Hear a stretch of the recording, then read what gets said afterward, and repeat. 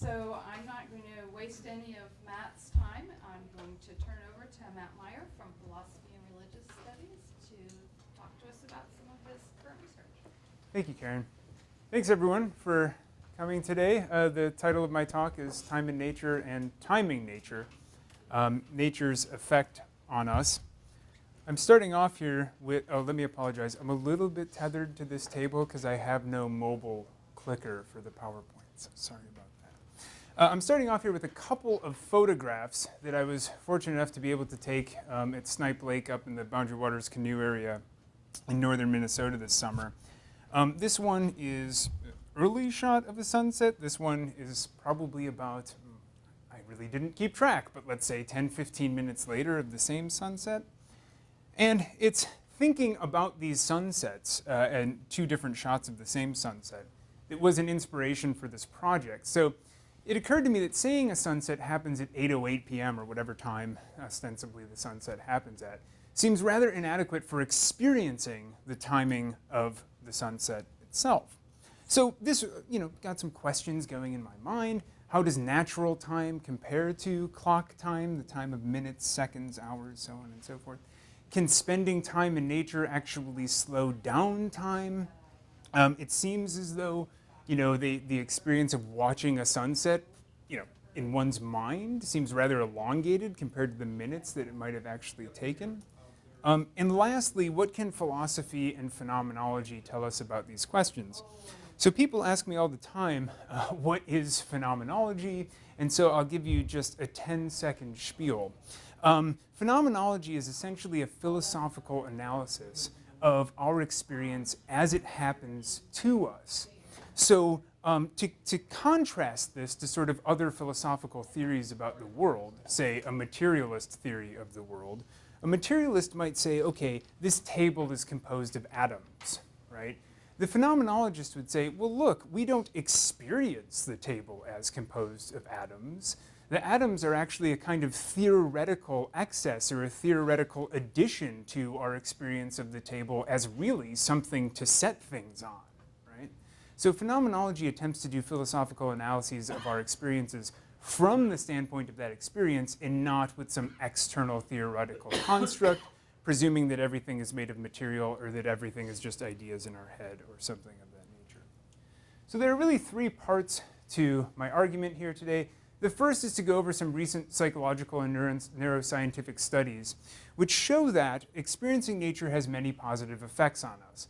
I was initially limiting this to just the discussion of elongation of time and impulsivity, and for the sake of time today I'm going to emphasize those aspects. But it turns out there's a lot more evidence suggesting that these things can benefit us, and that the experience of nature can benefit us in other ways as well. So the second step is really, I think, what I consider to be my contribution, giving a phenomenological account of the difference between clock time and natural time, and explaining how this can help those other explanations of why this might happen. And I conclude by arguing that when the body is in nature, the kind of planning ego of the everyday human world is repressed in favor of a more, well, I hate to use the word to explain the idea, but a more natural connection between the body and our surroundings, right? So I'll set up that as well, and this, of course, would help explain the benefits that it has to our health. So just a quick rehashing of some major findings in the last 10 years or so. Studies show, and they achieve this in different ways, by the way, and I'm happy to talk about the ways that they achieve this, but here I'm just giving snippets of the results. So that exposure to nature slows the perception of time, reduces impulsivity, reduces stress. So the stress one's interesting. It's measured by salivary cortisol levels. Increases perceived happiness. That one's basically based on self-reporting. Slows the heart rate and restores attention. In fact, there's an entire psychological area now called attention restoration theory, and one of their major components of that theory is that spending time in nature helps us retune our cognitive functioning a little bit so that we can do our everyday tasks more fully, more aware, with a more aware approach. So, so far, two possible explanations for especially the elongation of the perception of time. In other words, this feels like it's taking longer than it might be compared to something else. So in the one study which looked at this, the researchers were taking photographs of natural settings and asking the participants if those photographs were on the screen for like 0.4 seconds or 1.6 seconds, a range, you know. And in every single case, when a photograph of nature was shown, the participants said it took longer, was on the screen for longer than when a photograph of a non-natural or maybe built, would be a better word, built setting was shown. So a human city, human office, you know, something like that. So there have been two explanations given as to why. The first is roughly called the evolutionary explanation. I'll get to that in a moment. The second one is called the awe explanation, which I'm not actually opposed to. I just think it might be able to be explained in a slightly different way. So first, the evolutionary explanation. This explanation basically argues that time slows down when we're experiencing nature and that we are less impulsive when we're experiencing nature because nature signifies an abundance of available resources and so puts our fight or flight kind of natural impulsive instincts to, you know, desire things or whatever at ease. Now, at first glance, this seems like a reasonable explanation, but I would actually raise an objection to this, and this objection is based on the work of one of the philosophers that I'm going to be talking about shortly here, namely Martin Heidegger. So the objection goes something like this. While it is possible that a broad availability of resources may prime us to sort of calm down and feel better about the situation, I would say it's equally possible that an abundance of resources engenders a kind of speeding up. And what I mean by that is, you know, a rapid sort of consideration of everything that we could have, right, through a continuous availability of standing reserve. Well, what is standing reserve? Standing reserve would be the fact that, and unfortunately I don't have a good example here, so, you know, when this pen runs out, right, I can just pick up a second pen and I don't have to think about the absence of the pen at all because there's a second one right in its place. So I kind of think here of like a kid in a candy store, right? Does a kid in a candy store feel calm because there's an abundance of resources? Or do they feel excited and just want everything at once, right? So I'm a little bit doubtful about this first explanation. I know that evolutionary explanations don't tend to be conscious thinking and they're more, you know, subconscious instinct-based, but nonetheless it seems to me that you could address an abundance of resources in an alternative and opposite way as well. So the second explanation for why the experience of nature may slow down time and reduce impulsivity is called the awe explanation. And this was a study where basically Rudd et al. Showed two commercials. Why they chose to do commercials, I'm not exactly sure, but two commercials, one that focused on kind of built urban settings and one that focused on large landscapes that otherwise didn't have a lot of human elements to them. And those who were given the ads with the large landscapes, you know, both reported that they had this feeling of awe. I think the question was asked in a way where that was an option. And that their sense of those commercials sort of took longer than they actually took, right? So it's repeating the same idea earlier that exposure to nature elongates time. So then there are more recent theorists who are, what's going on here? There we go. Then there are more recent theorists at the University of Michigan, Stephen and Rachel Kaplan, who do work in attention restoration theory. And their basic point is that this feeling of awe can also be called soft fascination.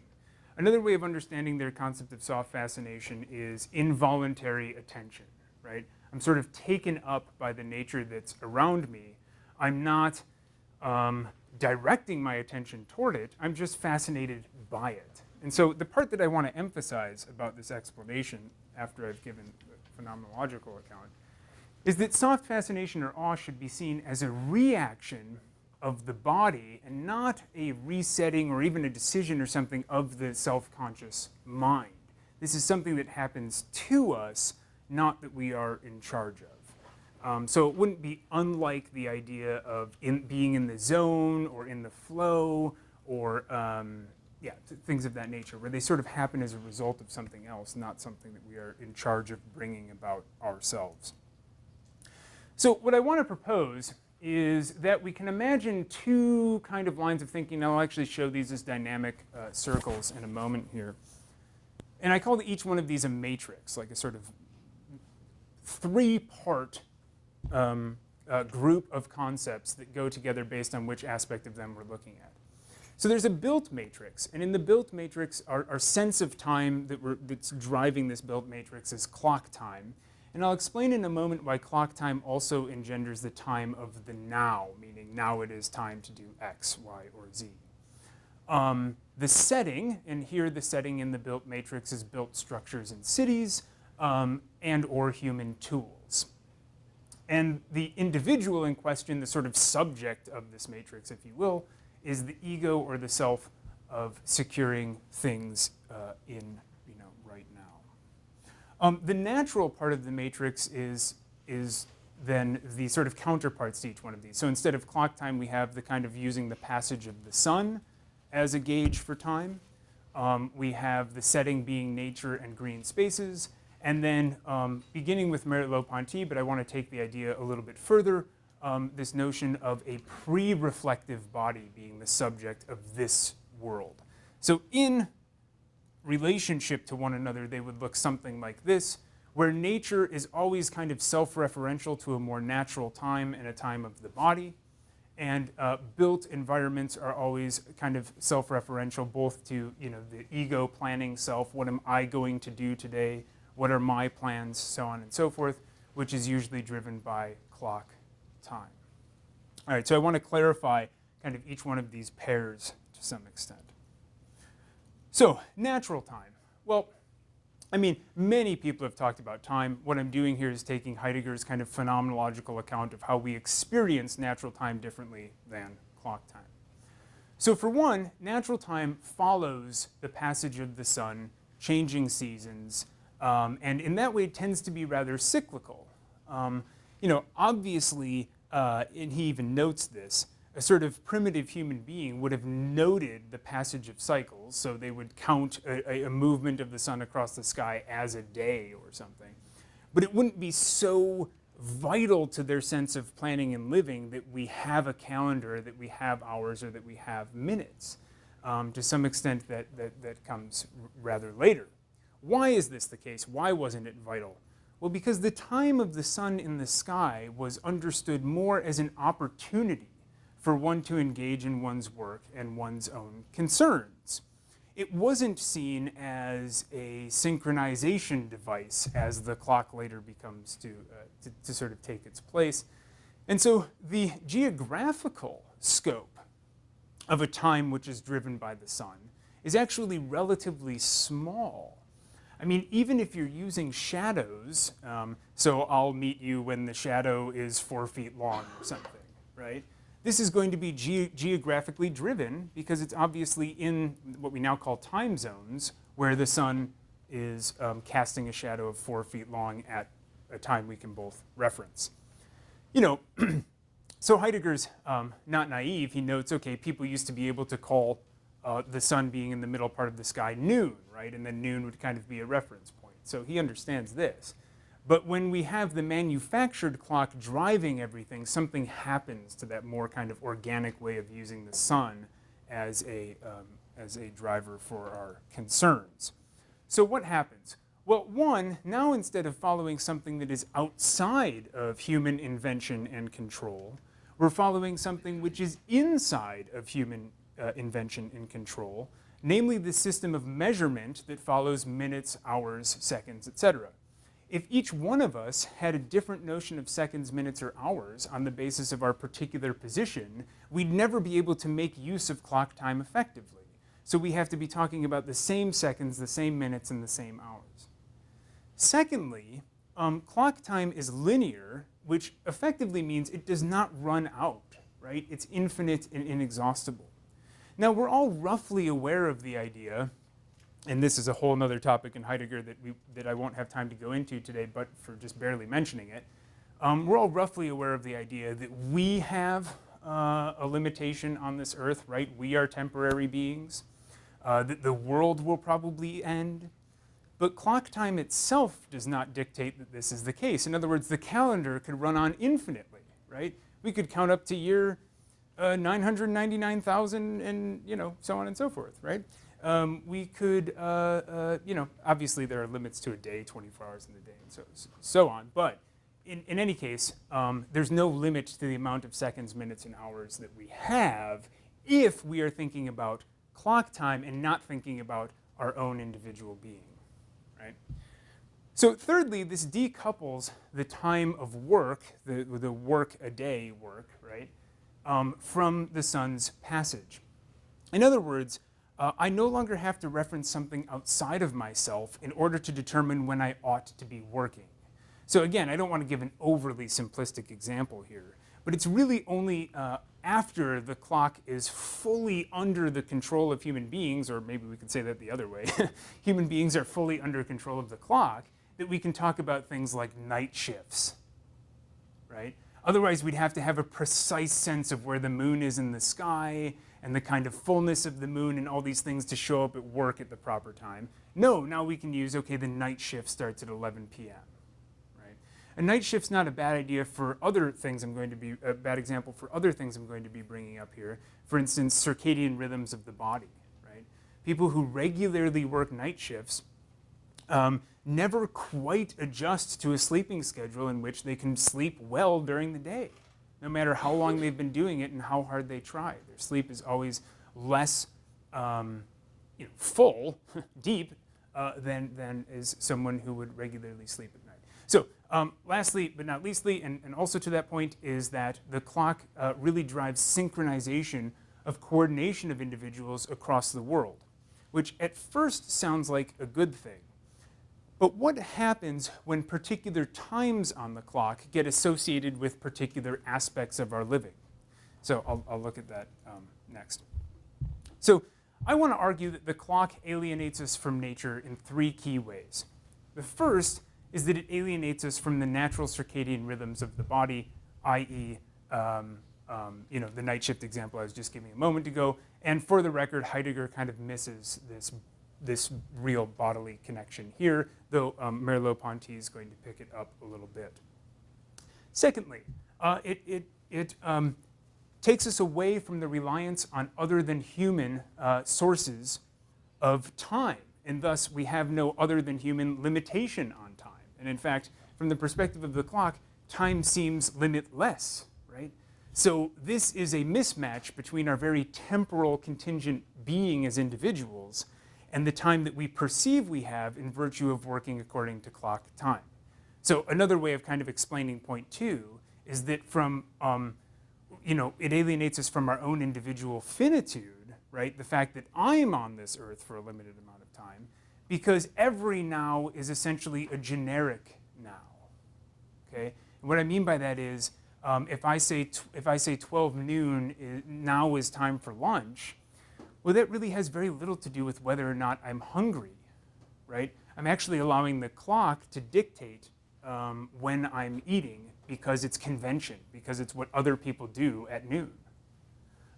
So now we've sort of internalized a generic something which is outside the system of measurement, which is not meeting the needs of our own particularity and individuality.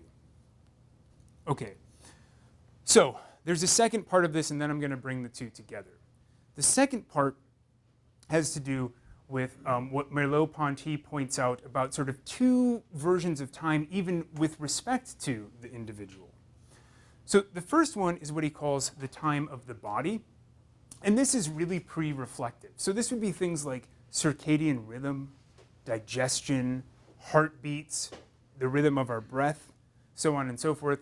These are things which we do not control. We can control them if we pay attention to them, but we don't necessarily have to think about them in order for them to continue, their movement, their temporal movement. Two, this is, in his mind, contiguous with nature. How so?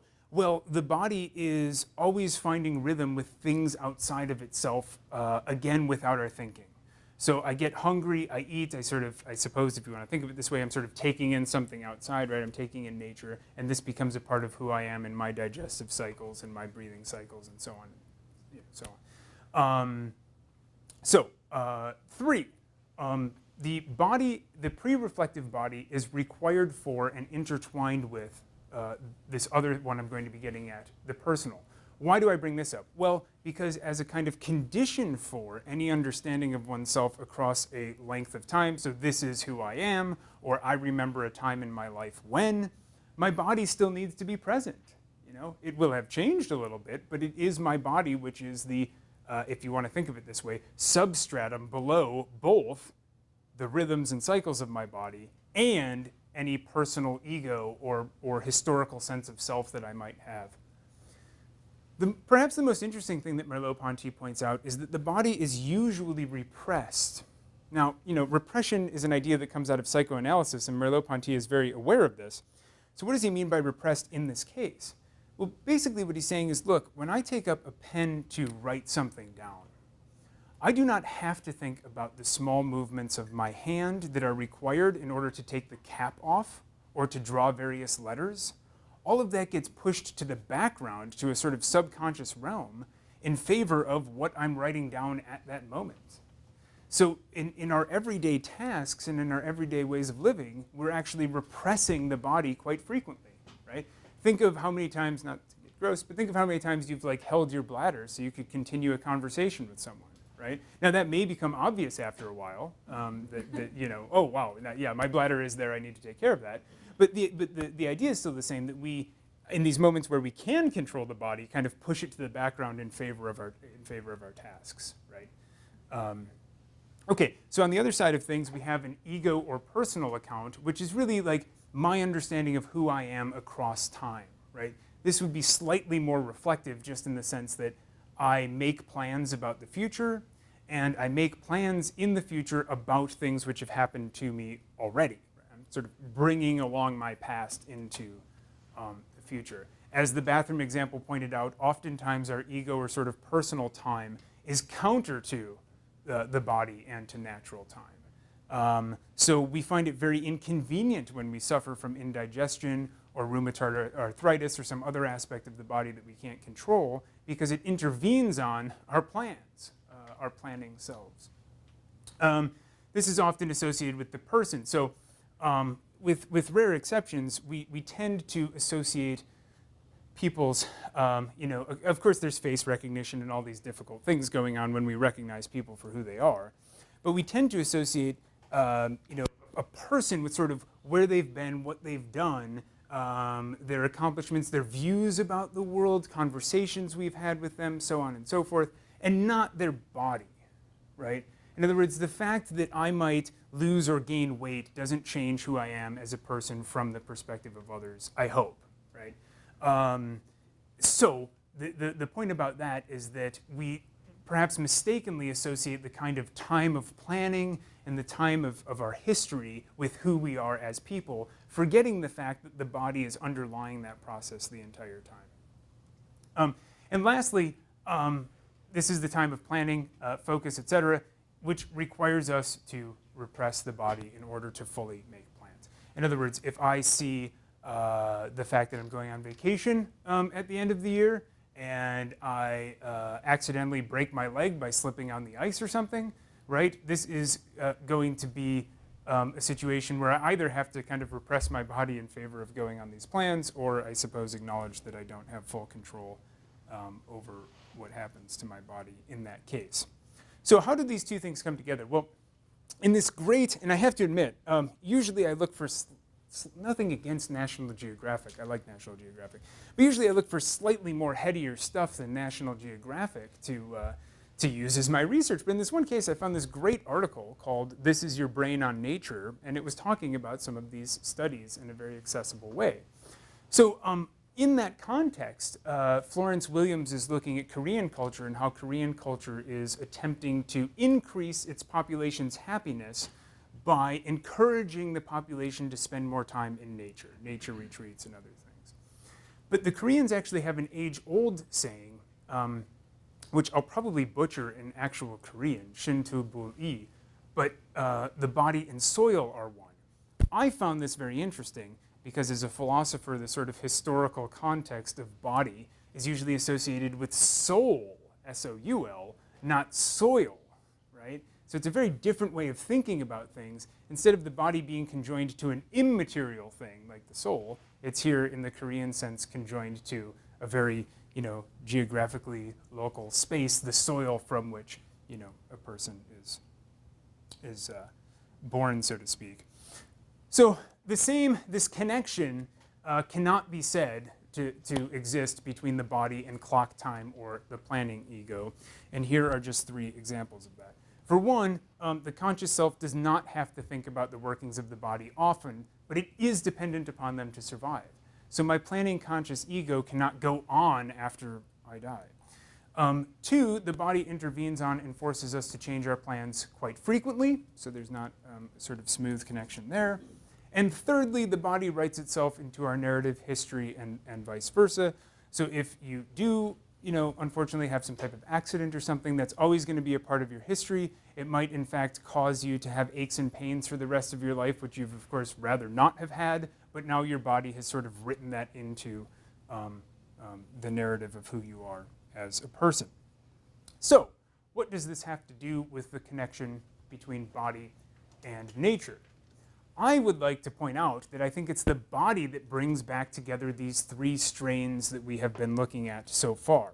So for one, it connects me to myself as an individual because it connects me to my finitude, right? Meaning when I die, all my plans die as well. We like to hope that our history doesn't die, that it's sort of kept alive by the memory of loved ones and so on and so forth. But if, in fact, we don't have a lot of loved ones to carry on our memory, then our history sort of dies at that point as well. Sorry to be depressing, but I just wanted to point that out. The body's at the basis of that. Secondly, the body internalizes and repeats the sort of cyclical nature of natural time by breathing in the air. The heart beating the blood, which is only kept blood, essentially, by taking in nutrients from outside sources. The cycles of digestion, which, again, are more like nature than culture because we can't control them, right? I suppose you could make an argument, well, we kind of control nature in that we use a restroom or something. Fair enough, fair enough. But we can't avoid, that process altogether. And then lastly, by reiterating the point that the body is the condition of both natural time, my experience of time, whether I'm in nature or not, my bodily cycles, and the personal time of planning and reflection, because I could not even be speaking this presentation were it not for the ability of my voice. It's something that I need to use my body as a resource in order to do. So, in sum, what does the phenomenological account add to the other 2 explanations? Well, for one, it affords us the distinction between the experience of time in nature and the time of the clock as a real distinction, right? We're sort of setting one apart, and thereby we're associating the clock with a more urban human invention, right? 2, it allows us to distinguish between the feeling of the conscious planning ego and the underlying subconscious body. Again, I'm repressing the movement of my fingers each time I'm clicking the mouse. 3, it allows us to make a connection between the otherness of nature and the otherness of our own body, a point that I haven't highlighted so far other than to reiterate those examples about control, right? Do we actually have sort of control over our body in the same way that we have control over our plans? So I want to apply this again to our problem of time and impulsivity. I guess the argument would be that spending time in nature primes us for living time naturally as finite, temporary, contingent, and cyclical beings. It grounds us more in our body than in our planning ego. And simple examples of this would be when we're out in nature actually fending against the elements, which of course would be spending longer time in nature, we have no control over the situations. I suppose we can have accidents in urban settings as well, but our sort of fragileness, I think, is made more evident to us when we are out in nature for extended periods of time. So, as Williams points out, actually this is David Strayer, one of the researchers Williams is asking about. This feels as though time in nature takes us outside of ourselves. So what is the ourselves in question here? Well, again, I think it's that planning ego, that sort of I'm going to do this, or I just did this, as opposed to, perhaps the less reflective, mindful self we could be when we are not thinking about worrying and things like that. So in its automatic connection to the body, nature slows down time because it represses the ego mind of planning, calculating, and worrying. Soft fascination of engagement with nature, I think, gives us this pause, again, because nature is this other than human thing that we're forced to confront. This pause also makes us less impulsive because we are not looking for the next now, what do I do now? We're not thinking in those modes. We're not tracking minutes or seconds. And so in sum, my conclusion would be that nature represses the mind or forces the body to repress the mind. Strayer, again, a theorist who's working in attention restoration theory, says that there's some mystery about the body's connection to nature and that this will always remain. I hope that the phenomenological account has maybe given a little bit more substance to the possible connection there. And then I want to emphasize, maybe not a philosophical point, but I want to emphasize what a lot of these studies are showing, which is it is beneficial to spend time in nature. Even a little time in nature does a lot. So one study talked about looking at photographs for 5 minutes. You could, in theory, set your screensavers to natural settings or something, right? But a 50-minute walk would be better. And then David Strayer is actually an advocate of a 3-day nature trip, no screens, no nothing. And it's been actually shown through EEGs to sort of change the configuration of the prefrontal cortex and make it like less active in a good way so that it's prepared for more attentive capacity when we return from that natural setting. So I'm not an MD, you know that, and here's a picture of Putnam Park in the background. Imagine a therapy that had no known side effects, was readily available, and could improve your cognitive functioning at zero cost. Just add a walk in Putnam Park to your day.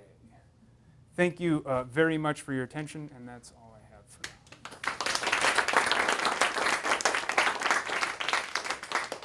We have plenty of time for questions or discussion. Yes, Peter. I'm curious if you've encountered any studies or research or even perspectives on the perception of time from the opposite point of view of our own in an industrialized mass society. So people who live in nature, as we might imagine our ancestors did long time ago, and then all of a sudden they're exposed to, you show them a picture of, skyscrapers and stuff. Sure. And what does that do to their perception? So, I mean, these studies are coming from the perspective of people who are surrounded by, millions of human beings constantly with tons of demands on our time. Sure. And then we go out in nature, usually as an individual or in very, very small groups where none of those people and demands on our time exist. Right. And so what happens if you have the opposite case? Yeah, I mean, so I'm not aware of any studies, but it's in part because I haven't looked for those studies. So that's a good point, right? In other words, I know relative to these things because they're always compared to a more non-built or urban setting. But are there any studies which go out to suggest that being in an urban setting automatically speeds up time? Is that what you're getting at? Something like that? Or speeds up the perception of time or something? So in sociology, there's a really classic essay that basically says that. Yeah, Georg Zimmel's Metropolis and Mental Life. Yeah. The sheer quantity of stimuli from people and things created by people that demand your time and attention overwhelms you and makes life fast. Right, so I don't think the phenomenologists would disagree with that assessment at all. I guess instead what they'd point to is the fact that perhaps what's going wrong there is sort of the concentric or centrifugal almost motion of self-reference, right? So I'm a human being seeing other human beings doing human things in a human setting in a human world. These are, of course, draws on our time, but how do we allow those draws to come into being in the first place? Well, we're thinking in terms of that clock time, and we're thinking, what else can I get done today, right? There's a really nice, what is his name? Greg Johnson, I think? Canadian scholar, and I'm only saying Canadian because at the time he wrote this book he wasn't affiliated with a particular school, but wrote a great book called The Ontology of Trash. And in there he points out it's not that our kind of sense of speeding up of time gets us fast food joints. It's that fast food joints get us to speed up time. Whereas we would have had to sit down and make a meal for our family and so on and so forth. We now have this quick thing that we can just go to.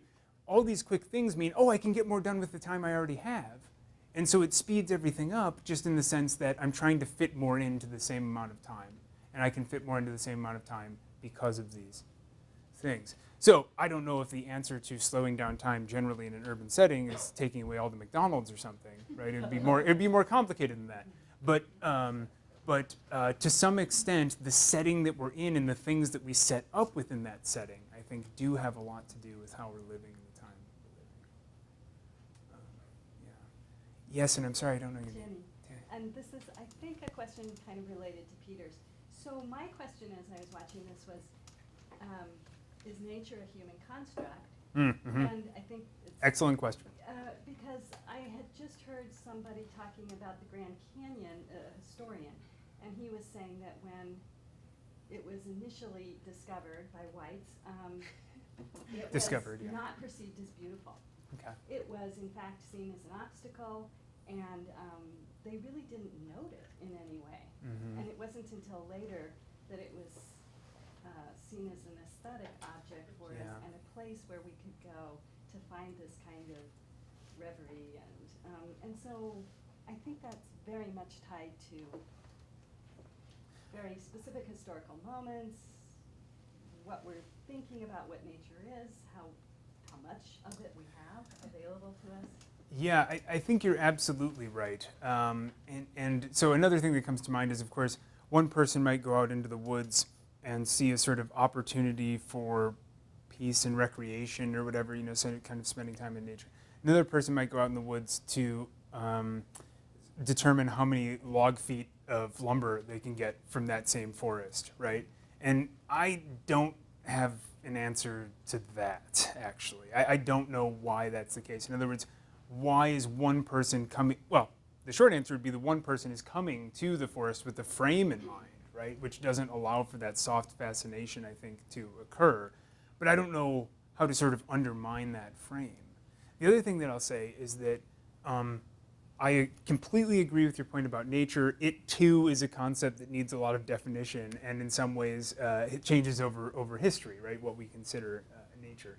What's interesting about some of these studies, though, is that they include things like green space and park space, which very clearly are human constructed, but human constructed in a way that doesn't emphasize built nature or the built things, right? Like a building or a street or public transportation system or something. And so apparently we can gain benefits even from going to park space, which is very clearly built by human beings, but built in a certain way to attempt to preserve some of the non-built elements. Right? Does that make sense? Yeah, thank you. So, yeah, David.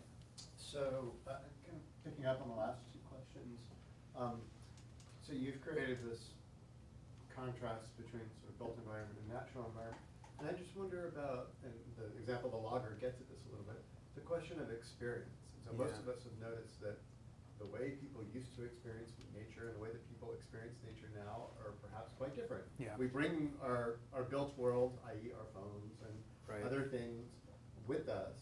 And there's a long history, thinking about environmental history, and thinking about things like World War II as being this real marker, and people experience things, tend to experience nature in more crowds, surrounded by things that other human beings have built, that it seems to me that the contrast is very sharp, but in fact our experience when in nature, if we get up early in the morning and we're bird watching and there's no one around, is a certain kind of experience versus here I am and there's this family with 10 children and they're having a picnic and they're ruining my picnic because all the kids are running around yelling. That I'm having a very different kind of experience. Right. That seems kind of obscured in this sort of binary. No, I think you're right. It is glossed over. And I'll give you one of my own personal examples very quickly here.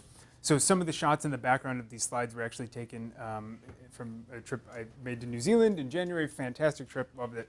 But some of the same sort of natural tourist sites that we were interested in seeing were obviously very well visited by others as well, to the extent that, in fact, it's ironic because the Windows 10 screensaver is actually a place that I was in January, but it was obviously taken at like 4 in the morning when no one else was there or something, right? So my shot of that place is just my wife's in my head so that we can kind of get above the other people and give another perspective. Anyway, my point in saying that was, I guess I wasn't as reflective about this whole theory at that time, but my belief would be that I was still having an experience of that nature as separate from a kind of purely built world, even while being surrounded by a lot of other people. Now, it doesn't solve the logger problem, because I still don't know how to get a logger to stop thinking like a logger, or how to get a fracker to stop thinking like a fracker, or things like that, right? I don't know how to do that. But I think in my own cases, the sort of population being present might lessen the experience, but it doesn't remove it altogether. Of course, the only way to determine that would be to kind of hook up an EEG to my brain and see if I'm having the restorative, qualities that. And I wasn't keeping a track of like my sense of time elongation either. But it still felt different than being in a town or in a city, right? So, no, excellent points about glossing over the concept of nature. So thank you for pointing that out. Other questions? Ironically, I think we're almost out of time. Other questions? I was just thinking about the planning piece that you talked about when people are in nature, they can stop planning a little bit. But I'm thinking about when you are in an extended period of time in nature, you have to do a lot of planning. Right. Yeah. Yeah, I'm actually not satisfied with my notion of planning there. I guess what I'm trying to get at are not planning for survival so much, which I don't think necessarily happens according to a clock, other than to say I have to be back at camp by sundown so that I'm not caught in a bad predicament or something, right? If I don't have a flashlight or something. I guess, yeah, that's an excellent point. I guess when I'm thinking of planning, I'm thinking of things beyond survival, like I'm going to meet so-and-so for lunch at 1 o'clock next Wednesday or something, those types of plans. But you're absolutely right. It's not the case that we can just hang out in nature and never plan for food, water, all these important things for our survival. So I think I need to figure out a new way of putting that. That's a good point. Yes? I'm wondering, is there a phenomenological prescription for going in and out of these zones? Modes, yeah. And my example would be, I do a lot of long distance running. Okay. Which a lot of it is done on trails in nature. Sure. Right? And I find sometimes I'm lost in that non-time or different time, and other Sure. times I find my anxiety increasing because I don't know how long I've been there, and I don't know what else is, and so I'm caught in two worlds and in between the worlds at the same time. Yeah. Yeah, no, that's an excellent point. So, like, especially if we're trying to fit in a run before the next thing we have to do later in the day, right? The nature becomes a lot less prevalent, I think, and the clock sort of. Yeah, I guess I don't have an answer for that either. All I'm thinking of is an example that I use in an aesthetics class where I'm forgetting the name of the theorist now, but one of the theorists we dealt with said that in order to appreciate something aesthetically, you need to have an open attitude, right? It may not sort of register with you. You may not wind up liking the piece or the painting or the music or whatever it is that's in question, but you need to be open to the possibility of experiencing it. And maybe there's something about trying to fit something in or something like that, or worrying about how long something is taking that doesn't allow us to be open to the environment in the same way. But I don't have an easy answer. Yeah, I mean, I also think that humans don't have a natural environment. Right, I know, and this is All back of to our the environments are artificial, so when we're in there, yeah. there's an inherent anxiety. Yeah, I guess that's why a lot of these researchers use in place of the term natural non-built. And then you'd even say, well, they're manipulated in some way. They've been manipulated in the past in some way, right? Or even if they haven't been physically manipulated, our understanding over time changes in such a way that we're thinking of this piece of empty land differently, right? We're thinking of it as property or potential farmland or something. I know people probably have to get going. You're welcome to stick around and ask more questions if you have them, but it is 55, so if people have something to do, thank you.